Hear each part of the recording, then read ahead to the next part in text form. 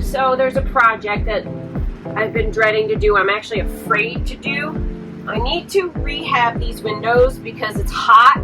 Even though it's cooler today, it's only like maybe 90 degrees. I still would love to be able to open these windows, and I'm terrified of breaking them. So I need to clean up these frames, clean up the tracks, clean up the fuzzy schniegel, I don't know how to say that, rescreen some stuff, and be braver, because we need access to this and that. Especially, it would be a lot easier to do before we start fully building it.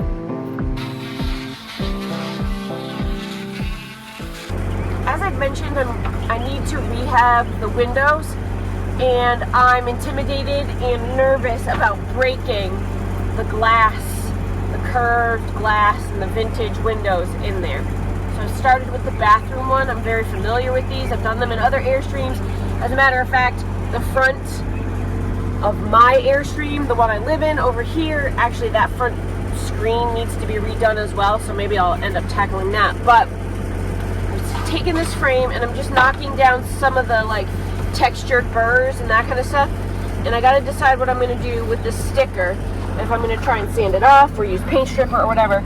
I just want to smooth it out a little bit, and then I'm gonna paint it nice fresh white, let it dry, and I'm gonna install a new screen.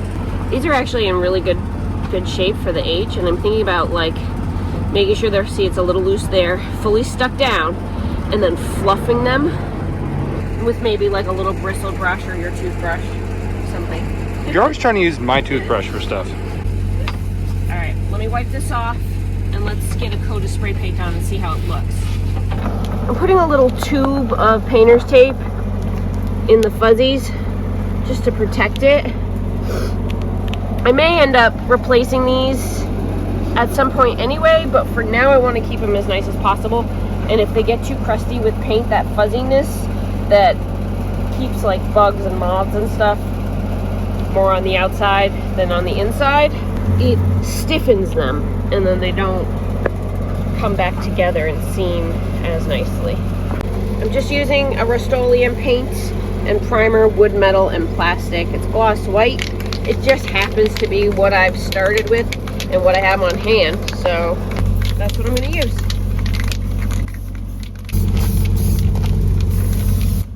We'll let it dry like this, and then we'll come back. I think it looks good. So it's a little pitted from the older paint. I've taken a little WD-40 and I'm putting it here in this grime just to see what comes off and what doesn't. That looks pretty mossy in there. Any comments? Well, the fuzz, it's just mud. Like the weep holes and stuff have been clogged, so my first step is to clear the solids out of the channel, and then I need to clean it and then lubricate it and see what I get. The only place I know where to get this is in North Carolina at Out of Doors Mart. The silicone spray is to lubricate the fuzzy the fuzzy track, and I've been using Goo Gone, which is basically orange oil, and WD-40 to try and clean, and I'm finding way more luck removing the gooey, sticky, whatever that mystery brown stuff is with the WD-40. So I'm going to continue along the front here. I'm going to use a 3M product, black weather strip adhesive, and I'm going to tack into place where this fuzzy channel needs to be re-stuck down. On this particular window, it's in surprisingly good condition, and I'm not in a location where I can just order stuff, so I want to maintain this and keep this going as long as possible until I'm able to find some in stock somewhere. Alright, the best way to compress this against the little aluminum rib in the middle here, I think, is by using the window. So, that's what I'll do next.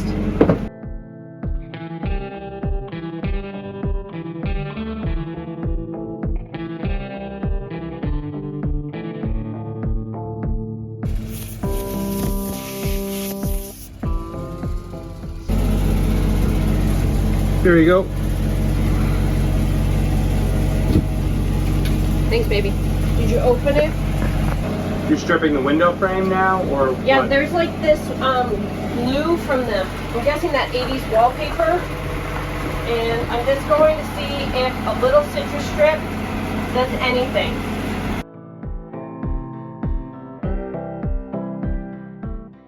The citrus strip appears to be pulling a little bit of that glue off. I'm going to very gently and carefully see what this takes off in the first round, and then what I need to do, or if I need to do a second round. Woo! Well, that's quite the improvement, isn't it? That's definitely coming off. I really can't buy these windows very easily. I just want to go cautiously. I'm always afraid of breaking one of these or damaging the latch. You can't buy them the latches you can't buy it. I've never seen one even at a reseller parts place. The glass I have seen, and I've taken out the front glass and redone the channel, like completely removed the movable panel there. So I do know how to do it, but it was really nerve-wracking. So if I don't have to do that right now, while we're side hustling, doing some gate gardening, I would prefer not to. I'm going to try a little Nuvite C on here and see if it yields any sort of results. I really wasn't hoping to polish the frames, but maybe it'll really improve the appearance. We'll see.